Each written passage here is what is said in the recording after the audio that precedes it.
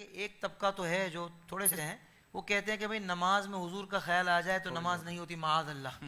और यहाँ आप इरशाद फरमा रहे हैं कि सैयद आलम नमाज अदा फरमा रहे हैं और पुश्त पर इमाम अली मकाम है। जी जी जी। और जब सजदे में हैं तो फिर ख्याल तो हुसैन ख्याल का तो रहा है हुसैन का है। ना। अल्लाह। अब सोचने की बात यह है, इमाम अली क्या मुकाम बात। आले रसूल का शहजादे तो है ही हैं, सुभान उम्मती भी तो है ना। सुभान अल्लाह। अगर नबी नमाज पढ़ें, हाँ। उनके दिल हाँ। में उम्मती का ख्याल आ जाए, अगर नबी की नमाज पे असर नहीं होता वाह, तो फिर वाह, अगर वाह। उम्मती के दिल में नबी का ख्याल आ जाए तो कैसे क्या टूट बात, जाएगा। क्या बात, सुभान सुभान अल्लाह। अल्लाह। तो सुभान कहने का अल्लाह। मकसद ये कि ये आपने बड़ा अच्छा, मैं जाना नहीं चाहता था लेकिन आपने कह दिया, ये फायदा हो गया हमारी कौम का।